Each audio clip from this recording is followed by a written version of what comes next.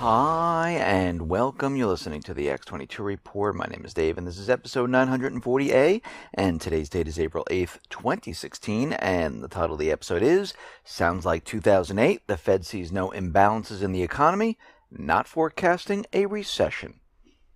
Now, before we get started, I just have an announcement to make. Tomorrow, Saturday, I'll be uploading an interview with David Stockman. If you're on the X22 Report email alert system, I will send you an email. If you've subscribed to the X22 Report Spotlight YouTube channel, you should get an email from YouTube. If not, you can come right over to the X22 Report Spotlight YouTube channel and you'll see the video there. Or you can come over to the x22report.com site, scroll down a little bit, you'll look over to your right-hand side, you'll see the video there. Or you can go to newssentinel.com, same thing, scroll down a little bit, you'll see the video on the right-hand side. Let's get right into the economic collapse financial news.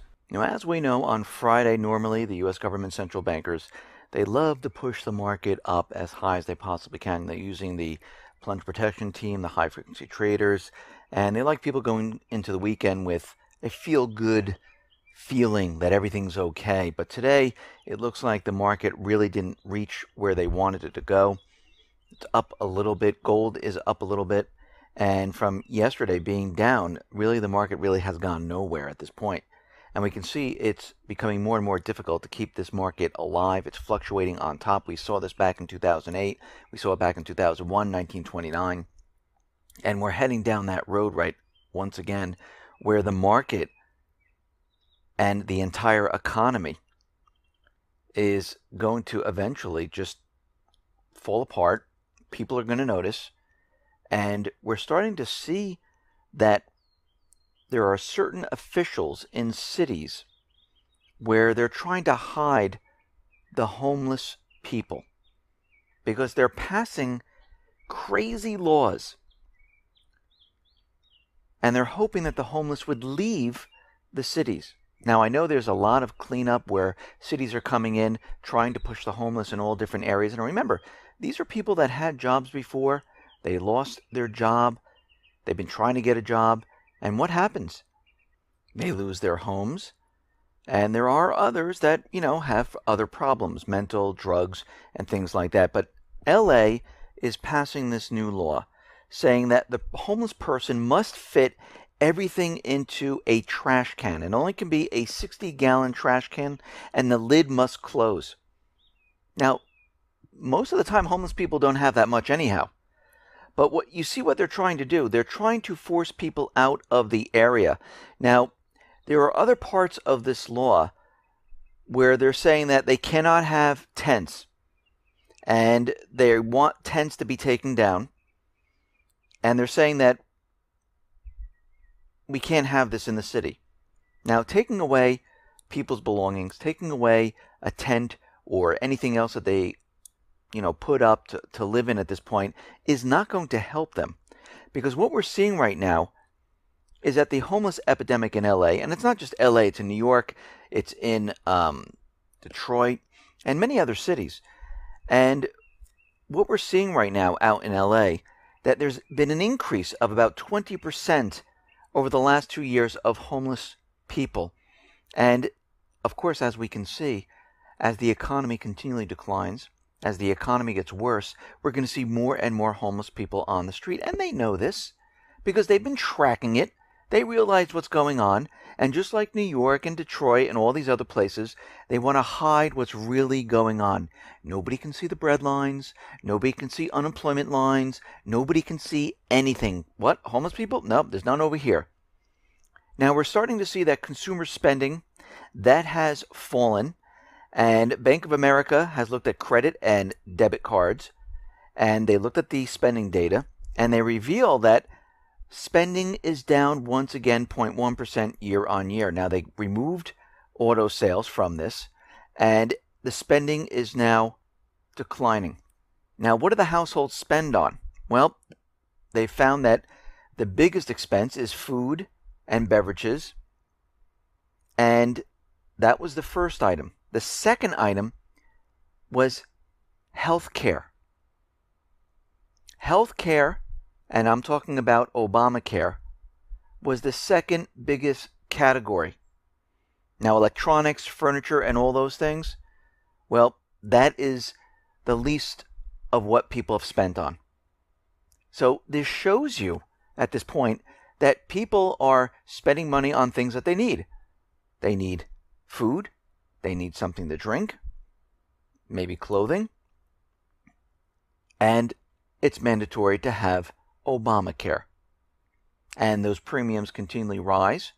That is counted in the spending calculation, and it shows that people are spending their money, but they're really not, because they're really not going out and getting the things they really need. They're spending their money in health care, where that just completely disappears, because as we know, people have to use the deductibles first to get any benefits. Now, the most troubling part of this is the sharp drop-off in services in the past year.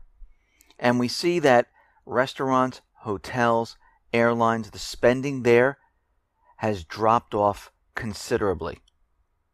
And this shows us that things are actually declining at this point. And we know through the ISM, services, manufacturing, it is all declining. We know from the Restaurant Performance Index that it is also declining. So all signs are pointing to this economy collapsing. I mean, everything that we look at, it continually shows us that things are getting worse and worse as time goes on. The Department of Commerce has reported that the latest inventory data, and following major historical reversions, not only was last month's inventory print slashed from 0.3% to -2%, but the February inventory numbers was a dramatic -0.5% drop. Now, it was way below the -0.2% that they expected, and this is the biggest sequential drop since 2013. So once again, we are seeing things completely fall apart. Now, the Atlanta Fed came out and they said, we had an estimate and we're continually lowering it. They were at 1%, they came at 0.7%, they were down to 0.4%, and now they're looking at it and they're saying, okay, we are now down to 0.1% of GDP, and this is getting worse and worse as time goes on. Now, does that mean that the U.S. government central bankers are going to come out and say, oh, GDP is 0.1%? No. What they're going to do is they're going to manipulate these numbers quite a bit to make it look like things are doing a lot better. They might revise the previous number way, way down to bring this number up, shift over Obamacare, shift over inventories, do whatever they possibly can to keep this number alive. But what we can see right now is that if we go back just, 2-3 months, you know what their forecast was for 2016? The first quarter, 2.7%. That was their forecast. Because they told us in 2015, actually if we go back to 2014, actually if we go back to 2013, actually if we go back to 2012, they continually say the same thing. Next year, the economy is going to be taking off. Oh, the next year, the economy is going to be taking off. It's going to have liftoff. So in 2015, as everything started to decline, at the end of the year, they say, well, when 2016 comes, it's just going to completely lift off. It's going to do much, much better. And we're predicting that GDP is going to be around 2.7%. And guess what? It is not. It actually has declined once again. SocGen's Albert Edwards is saying that, we really can't look at these fabricated goal-seeking data like GDP, inflation, unemployment, and everything else.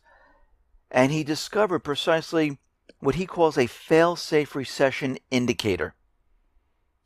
One which has stopped flashing amber and now has turned to a red flashing light. And he's saying that we need to look at the whole economy profits data. Because when we look at this, we see 5 of the past 6 times when corporate profits dropped by 60%, the economy entered a recession. And we are seeing this right now. Now, the Fed was out there, Janet Yellen, and reporters, financial pundits were asking her questions, and we're starting to see what happened back in 2008. She's talking about the economy, and they ask if, the economy's doing fine, is it in a bubble? And she went on to say, and I quote, So I would say the U.S. economy has made tremendous progress in recovering from the damage from the financial crisis. Slowly but surely, the labor market is healing. For well over a year, we've averaged about 225,000 jobs a month. The unemployment rate now stands at 5%. So we're coming close to our assigned congressional goal of maximum employment. So I think we're making progress there as well. And this is an economy on solid course, not a bubble economy. We tried carefully to look at the evidence of potential financial instability that might be brewing, and some of the hallmarks of that: clearly overvalued asset prices, high leverage, rising leverage, and rapid credit growth. And we certainly don't see those imbalances whatsoever. The economy is fine. It's not in a bubble. We are not forecasting a recession. Now, we heard this back in January of 2008 from Bernanke, however you pronounce it. He came out and said almost the same thing. And of course, throughout the year, he was telling us how everything was contained. And we're hearing the same thing once again.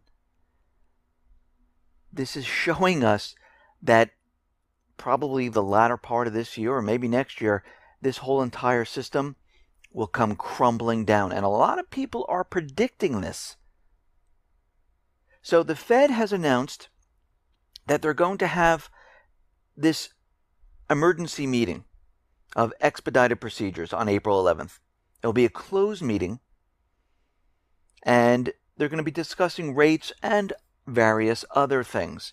So we can see at this point that we're getting the same message that we had in 2008.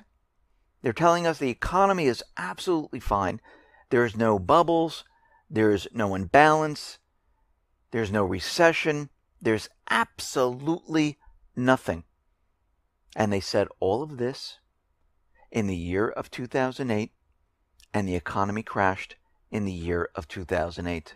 They're saying the same thing now in 2016, and we'll have to wait to see what happens, because everything that we've been looking at, all the economic indicators, I'm not talking about the stock market, I'm talking about everything else, is pointing and flashing and whispering and telling us that this system is coming down.